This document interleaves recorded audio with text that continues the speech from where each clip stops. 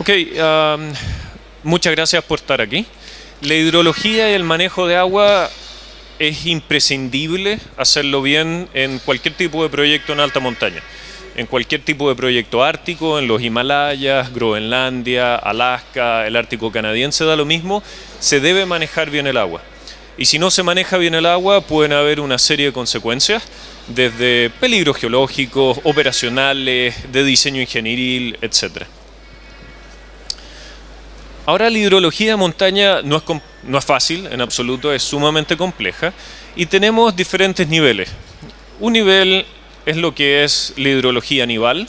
La nieve se derrite, produce agua, tenemos que manejar esa agua de derretimiento. La hidrología glacial.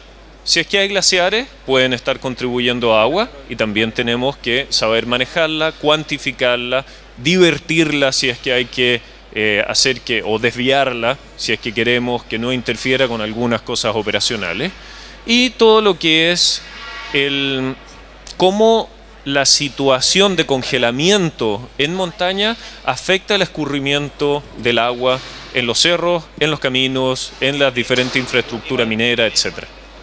Ahora, para entender todo esto, como decía, no es fácil técnicamente, pero sí hay que incorporar un montón de áreas diferentes. Meteorología, cambio climático, topografía, geomorfología. Hay que saber cómo está el ambiente hecho y los procesos que lo están gobernando. Geotecnia, hidrología en sí, termodinámica y vegetación. Ahora, si vemos esta imagen satelital, aquí hay un glaciar cubierto, unos glaciares de escombro o rocosos, se dice en Chile, y un río. Un modelador simple puede decir, sí, esto es fácil. O sea, yo modelo el agua que entra, tiene que ser igual al agua que sale, más o menos lo que se acumula adentro de esa cuenca, o etcétera. No es tan fácil. Cada una de estas crioformas, cada una de estas geoformas van a afectar la hidrología de una manera diferente. Y este es mi parecer personal, si yo midiese el agua aquí en este río abajo y sin hacer mayor estudio, yo digo, estoy seguro que este glaciar me está contribuyendo un 30%, o soy mago o por favor desconfíen, porque hay que hacer una cantidad de estudios bastante grande como para llegar a una conclusión así. Como mostraba en la presentación inaugural, esto es un puzzle. Y es un puzzle que hay que resolverlo con una variedad de estudios. Hay cosas de topografía, un poco científica, geofísica, mediciones, mapeo, análisis de laboratorio, tal cual como Francisco explicaba en su primera charla, topografía, etc. Y todo esto te puede dar una película de qué está pasando, por ejemplo, en tu operación minera, por ejemplo, en tu operación de esquí, etcétera, o industrial. ¿Cuál es la característica? La característica hidrológica de los Andes es que nada es igual y nada es constante. O sea, si algún hidrólogo dice y aventura decir que el promedio hídrico en los Andes es tanto, creo que esa persona está corriendo un alto riesgo profesional, porque este es, por ejemplo, el caudal de un río que hemos monitoreado hace muchos años. No hay un promedio. Básicamente hay que estar preparado para lo inesperable. Y eso es lo que tenemos que manejar en montaña. ¿Por qué? Por las consecuencias que esto acarrea. Ahora bien, incluso antes siempre en hidrología y en meteorología uno decía, bueno, tomo, no sé, el comportamiento de 50 años hacia atrás y esto me va a tratar de predecir qué viene al futuro. La razón de que el cambio climático es importante de tener en cuenta es que el pasado no predice el futuro en estos momentos. Todo está cambiando y por eso incluso las técnicas tienen que ser diferentes. No se pueden usar estadísticas normales, se deben usar estadísticas de valores extremos, en los cuales tratemos de discernir de toda esta variabilidad hidrológica que hay, cuál es la estacionalidad, cuál es la tendencia general temporal y qué es lo que es ruido en todo esto. Para mí la hidrología se comporta un poquito como, no sé, imagínense un niño chico tocando un instrumento en una discoteca techno. O sea, dentro del punchi punchi de la música, esta flauta no se va a escuchar, este instrumento no se va a escuchar. Eso es la hidrología, es tan variable que es como una discoteca tecno en ese sentido. Ahora, hay otros desafíos que, bueno, tenemos una extrapolación forzada de las mediciones, hacemos pocas mediciones y tratamos de mágicamente caracterizar todo el comportamiento de un valle o todo el comportamiento de una cabecera. Eso hay que tratar de minimizar esa extrapolación forzada y tener más información. A veces es difícil, a veces es muy costosa, pero en fin, hay que tratar de hacerlo de la mejor manera y hay técnicas también de extrapolación avanzada que hay que usar. Y aquí debemos, y así en BGC lo hacemos, usar las herramientas conceptuales más avanzadas que tenemos. No estaba hablando del mercado, en la parte científica. Yo tengo 2 sombreros, soy ingeniero, civil hidráulico, hidrólogo y glaciólogo, y tengo mi sombrero de investigador en Canadá.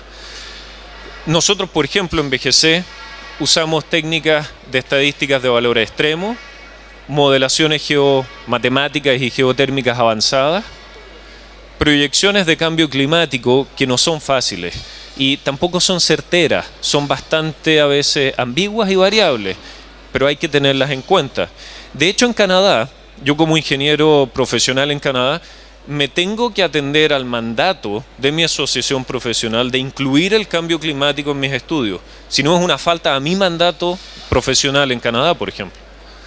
Ahora, y lo último que estamos usando es la inteligencia artificial. Y esto es espectacular, porque estamos generando algoritmos que se autoentrenan para hacer estudios geoestadísticos y etcétera, que nos ayudan a entender mejor la hidrología de montaña y en ambientes extremos. Ahora, ¿cuáles son las características de la hidrología? 1, altamente variable. Hay variaciones diarias, estacionales, anuales, plurianuales, de lo que ustedes quieran, el sabor y el color que quieran. Ahora, ¿cuánta agua se infiltra en la tierra? Es muy variable, pero en general es poca. Entonces tengan la certeza que si llueve, básicamente esa lluvia rápidamente se va a transformar en escurrimiento superficial. Así que si ustedes están operando un camino, tengan la certeza que ese camino se va a inundar. ¿Ya? Y que el agua no va a infiltrar muy suavemente ni rápidamente. Hay alzas repentinas en los flujos por derretimiento de nieve y de hielo. Hay presencia de detritos, enormes problemas de manejos de canales, manejos de camino, infraestructura, por la presencia de detritos. Y formación de hielo in situ.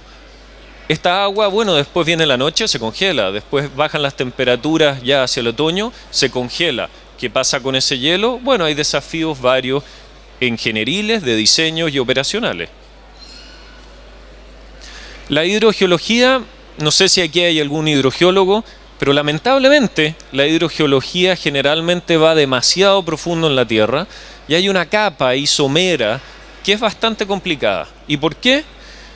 Porque si el suelo que está congelado se comporta como un acuitardo, la palabra técnica para decir que el agua no infiltra, básicamente no se mete en el suelo tan rápidamente como cualquier lugar podría esperarse.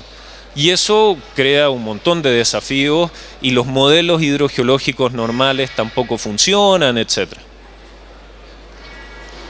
Ahora, existe una estacionalidad en esta infiltración y tampoco es constante en el tiempo. Y bueno, existe una variabilidad espacial de la infiltración. Entonces, esto varía en el tiempo y también varía en el espacio, haciéndolo más complicado todavía. Entonces, tengo que saber qué materiales superficiales tengo. Y no me basta con un mapeo simple, no, es un mapeo bastante avanzado de saber cómo mi infiltración se va a comportar, cuáles son todos los regímenes térmicos del suelo, eso lo va a afectar. No es lo mismo tener roca congelada que tener detritos congelados, si hay hielo de suelo o no hay hielo en el suelo, etc. Todo eso me va a afectar básicamente cómo modelo la hidrología del lugar. Y ahora un poquito más de operación. Yo sé que hay un montón de gente operacional en esta feria y básicamente es, perdón mi francés, pero es un cacho tener estos flujos de detritos que caen en los canales. O sea, y es un problemón para nosotros como ingenieros de diseñar los canales. Bueno, ¿qué capacidad de carga diseño el canal? Básicamente este flujo de detrito me tapó el canal, o sea, mi capacidad de carga hidráulica es cero, o casi cero. Entonces afecta la capacidad de diseño, afecta el diseño de resistencia a impacto. O sea, yo soy parte de un conjunto humano que nos dedicamos grandemente a ser revisores expertos de diferentes diseños en la industria. Y vemos mucho que básicamente los diseños no están diseñados para resistir los impactos de rocas e impactos de detritos que tienen. Entonces el diseño se va completamente y se destruye. Bueno, ¿y a dónde cae el agua? Cae ladera abajo, eso es inevitable. Pero abajo hay más infraestructura, o hay infraestructura humana o minera, etcétera, y ya es un problema. Afecta la operación y limpieza. O sea, en todo el diseño de costo, que es básicamente algo que nosotros hacemos en el sentido de estrategia operacional, hay que considerar cómo voy a limpiar esto. Las fundaciones, el diseño ingenieril y de fundaciones tiene que tener la hidrología y la hidráulica en mente. El hecho que en montaña las cosas se congelen hace que las cosas varíen. El suelo se hincha cuando se congela. Tengo una fundación, si no está bien diseñada, ¿qué le pasa a la fundación? Bueno, se me rompe. ¿Qué le pasa al canal que está encima de esa fundación? Se me rompe. ¿Qué pasa con el manejo hídrico? Bueno, ya no me funcionó.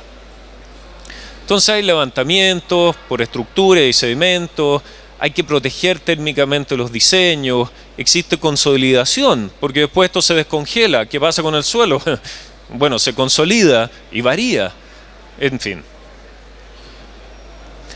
Después en sí la infraestructura hídrica. Bueno, claramente que esta tubería que la diseñé para transportar, no sé, da lo mismo, 10 litros por segundo, si tengo hielo adentro, la capacidad de transporte se me va a disminuir a 5. Y después a lo mejor el flujo ya no es a presión atmosférica, sino que va a ser bajo presión. Y adivinen qué le pasa a la tubería, explota, si no está bien diseñada. Bueno, la cantidad de detritos hay que filtrarlos de alguna manera, hay que separarlos, porque si no produce problema. ¿Qué tipo de detrito viene? Hay que modelarlo. ¿Qué impacto tiene? Hay que modelarlo.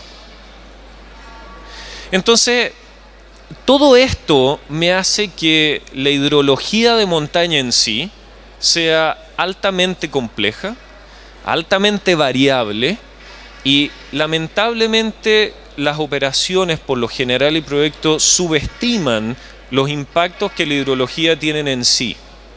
Entonces, los diseños de camino, pongamos aquí un ejemplo, no sé, personas que aquí estén trabajando en operaciones de caminos. ¿Cuántos caminos tienen estructuras de manejo de agua? Típico problema en montaña. Hay una curva, el flujo básicamente se concentra en esa curva y el camino se corta.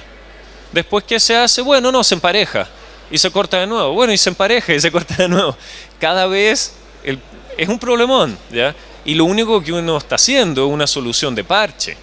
La solución de parche falla y después provoco un flujo de detritos ladera abajo y tengo infraestructura minera o de esquí, da lo mismo. Eso hay que diseñarlo. Los caminos tienen que tener algo de manejo de agua. A lo mejor básico, pero tiene que tener algo. O no sé si hay gente en minería acá que hace plataformas de perforación. Bueno, está claro, una plataforma de perforación es un lugar plano en donde se acumula la nieve que se va a derretir, va a erosionar y se va a juntar el agua. Y eso hay que manejarlo. Si no, la perforadora también sufre. Centros de esquí.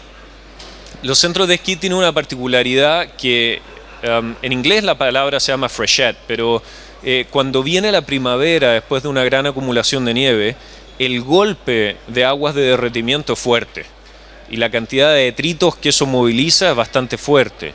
Expone fundaciones, incluso yo he visto casos de torretas de andariveles, etcétera, etcétera. Eso hay que tratar de entenderlo, si no las fundaciones sufren, el diseño en general sufre y lo que más sufre es la operatividad en sí de la infraestructura. En fin, como conclusiones, los ambientes extremos presentan nuevos desafíos y son nuevos inherentemente porque a lo mejor no los teníamos antes, en el cambio, considerando ahora el cambio climático, o no los entendíamos antes. Y la ingeniería ha cambiado. La ingeniería que hacía mi abuelo tenía factores de seguridad enormes. Eran carísimos los proyectos. Ahora los factores de seguridad son chiquitos. Entonces tenemos que entender mucho mejor qué es lo que está pasando para estar más preparados. En la evaluación de proyectos, diseño de soluciones y la aplicabilidad de las estructuras. Los conceptos básicos de estudios hídricos cambian y no son necesariamente válidos. Así que si ustedes contratan un hidrólogo, si ustedes son hidrólogos, si necesitan un estudio hidrológico, en montaña es diferente. No es un estudio hídrico de lo mismo que se hace en la costa de Chile o en el centro. Se deben usar nuevas herramientas tecnológicas y conceptuales en el diseño y manejo de obras hídricas. Y todo dependiendo de una sola cosa, que es lo que nos presenta el desafío en montaña, y es la temperatura. La temperatura bajo cero que crea situaciones de congelamiento.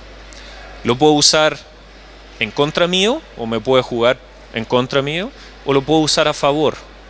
Nosotros, por ejemplo, hemos diseñado presas en el Ártico canadiense que básicamente tienen que estar congeladas y tienen que soportar miles de litros y toneladas de agua, pero queremos que estén congeladas. Y si se descongelan, ahí sí que tenemos un problemón enorme. Y tenemos toda una tecnología para mantenerlas congeladas. Ahora bien, a lo mejor un camino de montaña, de hecho nosotros no queremos que haya hielo en el suelo. Hay técnicas para eso. Básicamente, proteger que ese camino, si es que tiene hielo, ese suelo no se hinche, no tenga asentamiento, etc., no tenga levantamiento. Y básicamente tenga un camino bastante más parejo. En fin. Y por último, aprender a esperar lo inesperado. Realmente, en ambientes extremos, las situaciones son extremas y las consecuencias de lo que hacemos o de lo que no hacemos también van a ser extremas. En presupuesto, en tiempo, en operatividad y muchas veces en vidas humanas que se han perdido por eso. Muchas gracias. Agradecemos a Pablo Painstein de BGC Ingeniería.